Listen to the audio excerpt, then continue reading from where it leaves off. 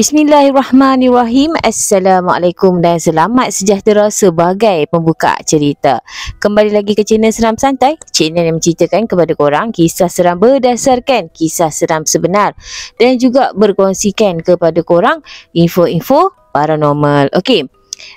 Kali ni Syafa akan kongsikan kepada korang kisah seram pembuat batu nisan.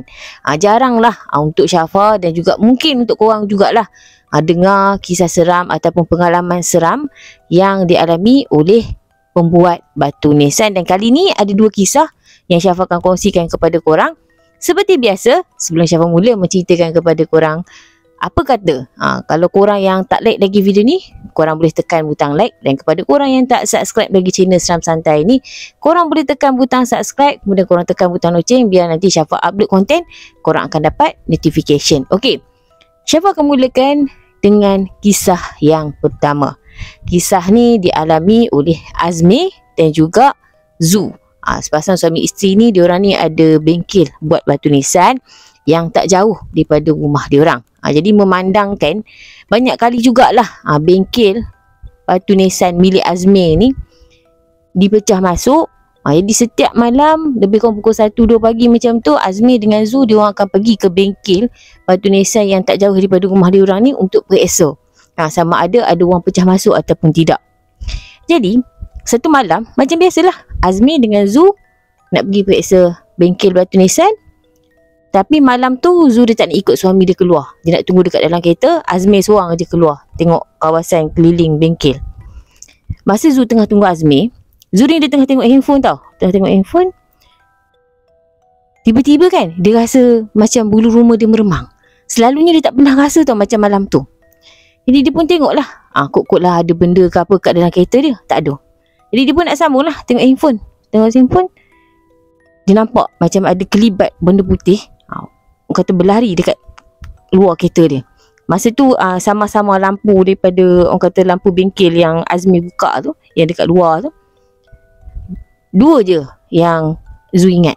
Sama ada itu pencuri ataupun suami dia yang nak kenakan dia. Jadi dia tengok keliling, tak ada apa, tak ada siapa pun dekat luar. Dia nak sambung lagi lah, dia nak sambung lagi main handphone. Dia rasa diri dia tu macam diperhatikan tau. Dia tengok keliling, lepas tu mata dia tertumpu dekat cermin pandang sisi sebelah kiri. Dia nampak ada satu makhluk yang tinggi dia lebih tinggi daripada manusia, berambut panjang, berjubah orang kata biasalah, berkain putih, berdiri. Masa tu Zu dia tak boleh fikir tau. Sepatutnya kalau kita kat tempat Zu, kita akan duduk dekat dalam kereta je. Tapi Zu ni dia nak lari keluar. Dia nak pergi kat bengkel. Dia nak masuk bengkel jumpa suami dia. Dia buka aja pintu, dia lari je. Dia setengah jalan, dia teringat pula yang beg tangan dia dengan pintu kereta tak tutup. Masa dia nak patah balik pergi dekat kereta, Zu ni dia nampak makhluk tadi yang tinggi daripada manusia tu terbang pergi dekat pokok mangga seberang jalan. Pokok mangga masa tu, pokok mangga tu bergegar, orang kata bergoyang tu macam kena ribut. Dia Zu ni cepat-cepat dia ambil beg tangan dia, dia tutup pintu kereta, dia masuk, dia menjerit-jerit panggil suami dia. Jadi suami dia keluar lah, tanya kan kenapa. Dalam keadaan yang menggigil ni, Zu ni dia bagi tahu, dia cerita dekat suami dia, dia nampak hantu. Azmi ni dalam keadaan yang agak berani sikit lah. Dia keluar, dia tengok lah kawasan sekeliling. Okey, tak ada apa. Zu masa tu dia cakap kat suami dia, jom kita balik. Jadi Azmi pun terus lah bawa Zu balik. Ingat kan makhluk tu dia macam mengganggu Zu dengan Azmi tu dekat situ je tau, dekat bengkel batu nisan tu je. Tak, rupa-rupanya bila Azmi ni dia sampai rumah, tepi rumah dia orang ni ada orang kata macam pokok durian lah. Azmi nampak satu pokok durian dekat tepi rumah dia ni macam kena ribut. Kalau ribut, semua pokok lah orang kata bergoyang kan, ni tak, satu pokok durian je. Masa tu Zu dengar yang makhluk tu ikut, hantu tu ikut balik, lagi bertambah panik Zu. Jadi boleh dikatakan Zu ni, dia setiap malam sepanjang dia demam tu, dia duduk, macam dia terbayang makhluk yang berambut panjang tu, sampaikan Azmi bawa dia jumpa dengan ustaz untuk pulihkan semangat dia. Dan rupa-rupanya 2 hari sebelum Zu nampak makhluk tu, Azmi ni dah kena kacau dah. Masa tu lebih kurang pukul 8 malam. Azmi ni seorang-seorang lah dekat bengkel batu nisan, tengah bancu simen. Tiba-tiba kan dia dengar lampu dekat dalam bengkel batu nisan dia ni tertutup. Banyak kali tau. Benda tu tutup aja lampu, Azmi pergi buka. Benda tu tutup je, Azmi pergi buka balik. Dah last sekali Azmi ni dia geram, dia jerit macam ni. Kau tak payahlah nak takutkan aku. Kau ingat aku takut? Cakap macam tu. Tapi lepas tu memang benda tu macam dah, orang kata tak ganggu Azmi dah lah dekat dalam bengkel. Tapi yang korang, tak sampai beberapa minit, Azmi dengar paip air dekat luar bengkel dia, orang kata buka dan dengar air tu mencurah-curah keluar. Azmi apa lagi? Kemas-kemas barang, baliklah rumah. Dan tak pasti sama ada gangguan tu masih lagi berlaku ataupun masih lagi dialami oleh Azmi. Allahu'alam. Sebab masa cerita ni diceritakan, gangguan masih lagi berlaku dan tak pastilah kan macam mana keadaan sekarang ni. Okey, untuk kisah yang kedua ni pula, kisah ni dia agak popular masa Syafa mula-mula jadi admin untuk page kisah seram.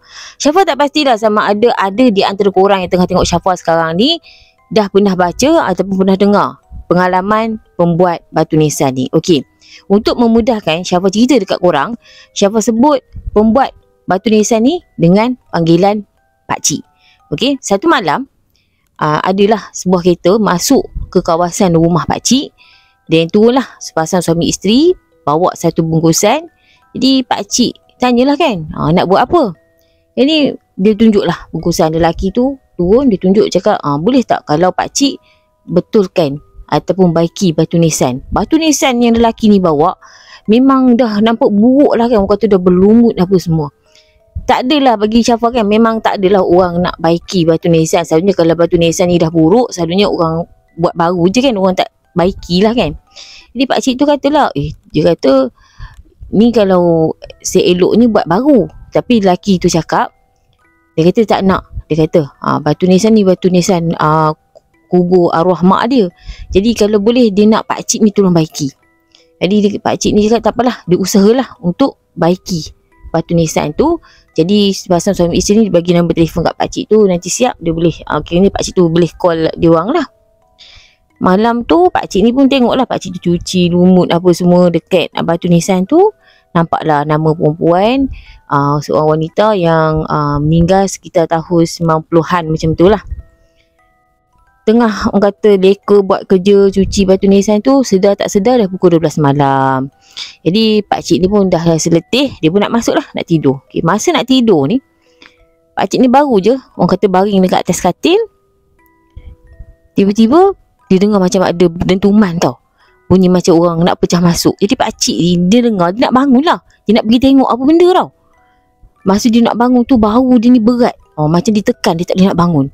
Masa tu dia macam orang kata dalam keadaan yang mata sama-sama dia nampak lah macam ada satu cahaya hitam yang orang kata membesar, makin besar. Lepas tu kan muncul satu sosok lembaga perempuan yang berkain hitam. Tinggi dia sama tinggi dengan shilling. Okay, dekat tangan kiri perempuan tu, jemaah perempuan tu, ada batu nisan. Dan keadaan masa tu memang busuk sebusuk-busuknya. Semakin lama jemaah perempuan yang orang kata bawa batu nisan kat tangan kiri tu makin dekat dengan muka pakcik. Dia macam seolah-olah dia nak ambil batu nisan kat tangan kiri tu, dia nak hempas dekat ataupun dia nak hempapkan dekat muka pakcik. Bila pakcik ni dia pejam je mata, terus jemaah tu hilang. Esok tu pakcik ni terus call sepasang suami isteri tu. Sebab apa tahu? Sebab pakcik tu syak yang batu nisan tu kiranya macam gangguan tu datang daripada batu nisan yang dia nak baiki tu. Jadi bila call tu, pakcik tu cakap lah dekat lelaki tu yang dia tak boleh nak baiki. Lelaki tu datang lah. Lelaki tu cakap lah dekat pakcik tu, saya ni dah hantar dekat banyak tempat, semua macam pakcik, semua dia tolak tak nak baiki. Jadi pakcik tu pun ceritalah. Pakcik tu cerita dekat lelaki tu apa yang jadi.